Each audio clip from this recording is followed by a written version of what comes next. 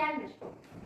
Çox qəribədir. Görəsən bu uşaq hara gedib batıb? Tom! Cavab vermir. Poli xala gözlüyünü burnunun ucuna endirdi və onun üstündən otağı gözdən keçirdi. Sonra gözlüyünü yenidən alnına qaldırdı və onun altından otağı gözdən keçirdi. O bir dəqiqəliyinə donub qaldı, özünü itirdi. Sonra yavaşladan dedi. Sən əlimə keçirsən. Sözünü qurtarmamış əyildi. Əlində döşəmə fırçası ilə çarpayının altını axtarmağa başladı. Orada pişikdən başqa bir şey çıxara bilmədi. Elədir ki, yadımdan çıxıb. Ambara bax. Elə də uşaq olar. Ömrümdə belə namus uşaq görməmişəm. Bu sözündən sonra Poli xala təbəqəyə açılmış qapıya yanaşaraq kənarda dayandı və öz bostanını gözdən keçirdi. Tom orada da görünmədi. Elədir ki, yadımdan çıxıb ambara baxmaq. Sonra o təbəqəyə açılmış qapıya yanaşaraq kənarda dayandı və öz bostanını gözdən keçirdi. Sonra onun arxasında incil bir xışıltı eşidildi. Dönüb baxdı. Qapıdan çıxıb əkilmək istəyən uşağı lap elə vaxtınca da aşırmasından yapışdı. Elədir ki, ambara baxmaq heç aklıma gəlməyib. De görüm, nə işin var ambarda? Heç nə xala. Heç bir şey. Əlbə ağzına baxsana. De görüm, bu nədir? Heç nə. Heç nə, mən bilirəm. Bu mürəbbədir. Mən bilirəm, bu mürəbbədir. Bildirmi, bu mürəbbədir. Mən bilirəm ki, nə var. Çubuq yuxarı qalxdı. Deyəsən, bu dəfə cəzadan yaxa qurtarmaq mümkün olmayacaqdı. Bir ora bax xala. Xala özünü təhlükədən qorumaq üçün cəld arxasına söndü. Xala özünü təhlükədən qorumaq üçün cəld arxaya söndü. Bu vaxt uşaq hasarı aşaraq gözdən itdi. Hasarı açaraq gözdən itdi. Tom axşama qədər evə gəlmədi, məktəbə də getmədi. O vaxtını çox gözəl keçirdi. Tomun ögey balaca qardaşı Sid ona verilən bütün tapşırıqları yerinə yetirmişdi. O çox sakit və sözə baxan uşaq idi. Tom axşam yeməyində yemək yeyərkən və qənd sıxışdırarkən Poli xala ona çox ağıllı və hiləgər suallar verirdi. Tom yemək yediyi və fürsət tapdıqca qənd sıxışdırdığı vaxtlarda Poli xala ona sürbəcə ağıllı və hiləgər suallar verirdi. Birdən Tom ağzından nəsə söz qaçırar. O vaxt Poli xala Tomdan soruşdu. Tom, bu cür məktəb çox isti deyildi. Bəli xala. Bəlkə istiydi. Bəli xala. Nə əcəbçinməyə getməmsən? Bu vaxt Tomun ürəyi qopdu. O hiss elədi ki, nəyisə bir hadisə baş verəcək. Üzünü qaldırıb Poli xalanın sifətinə baxdı. Hələ bir şey görmədi və dedi. Poli xala əlini uzadaraq Tomun çönəyini yoxladı. Tərləməmsən. Ürəyimə çox istmədi xala. Tomun çönəyinin quru olmadığını bildiyini və heç kəsin ağlına gəlmədiyi üçün Tom sevinirdi. Hələ hava qaraldı, lakin Sid qarışdı. Mənə elə gəlir ki, siz onun yaxasını ağ sapla tikmişdiniz. Lakin tikiş qarı sapdır. Lakin Yox, əlbəttə yox, o deyəcək. Əlbəttə mən ağ sapla tikmişəm, Tom. Görürsün, sən başından oynasıdır onu. Lakin Tom özünü bayırdan çölə ataraq qışqırdı. Hələ hava qaralmamışdı. Tomun qarşısında özündən az böyük olan tanımadığı birisi durmuşdu. Həm də o çox yaxşı geyinmişdi. Lap qəribə, işə bax, adi gündə o qəribə geyinmişdi. Onun əynində bəzəkli mahud gödəkcə, altında isə ağ şallar, ayağına isə çəkmə geyinmişdi. Hətta onun rəngli qalstuku da var idi.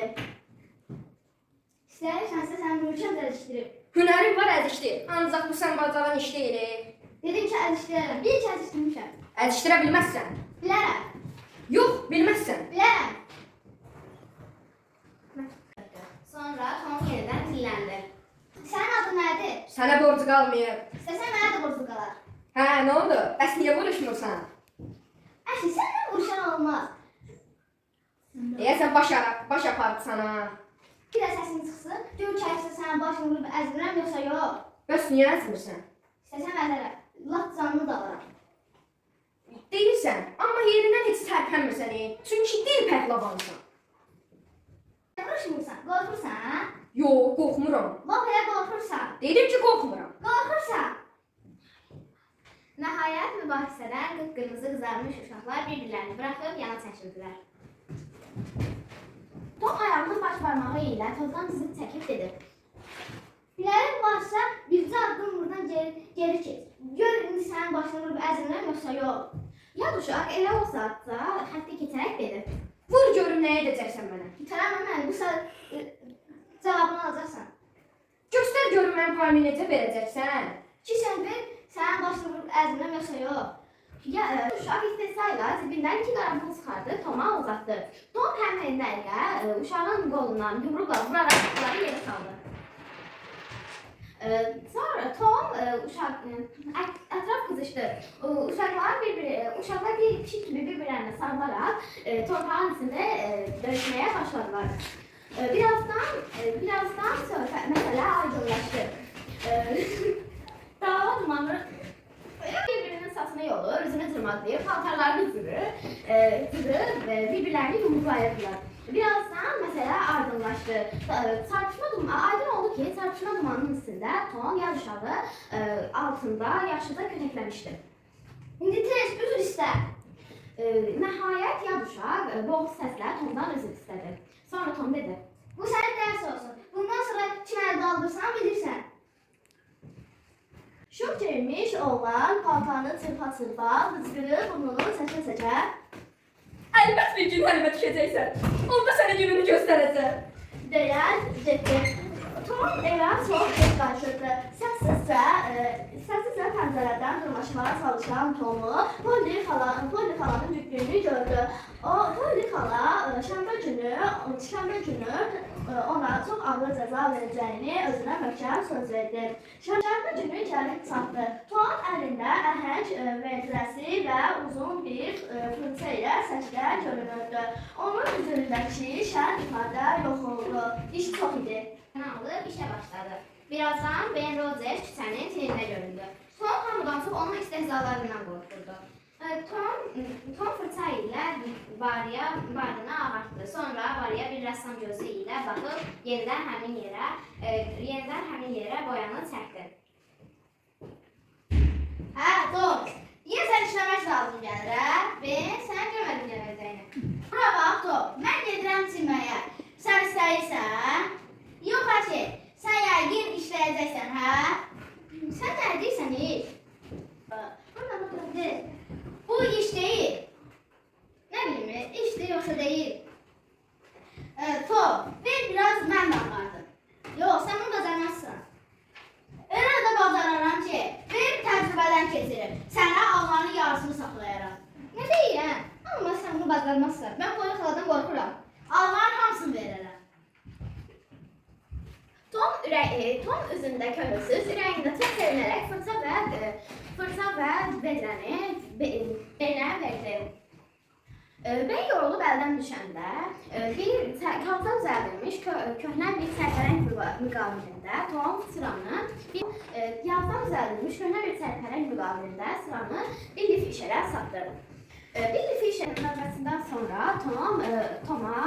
Johnny Miller Toma ölü bir stolu və ip verdi ki, quyruğundan bağlayıb fırlatmaq daha rahat olsun. Beləliklə, günortaya qədər uşaqlar bir-birinə əvəz edir, iş tez-tez və əhəlsiz Tom günortaya qədər varlanmış da sual səhəsində üzürdü. Yuxarıda saydığımız qiymətli şeylərdən başqa onun 12 kürəciyi, gözü tutub baxmaq üçün yaşıl butulka sınığı, onun bir gözü kör olan pişiyi, əhənci qurtarmasaydı şəhərin bütün uşaqlarına nüfuz edəcəkdi. Tom Polly xalanın yanına gəldi. Polly xala, mən də oynaya bilərəm. Necə yəni? Sən nə qədər ağlatmısan ki? Hamısını xala. Necə yəni? Mən elə şeylərdən xoşum gəldi, Tom. Hamısını xala. Müvəffəqiyyəti Polly xalanı elə heyrətə salmışdı ki, uşağın qolundan yapışıb onu ambara apardı və orada ən iri almanı seçib ona bağışladı. Tom isə fürsət tapıb qola da sıxışdırdı.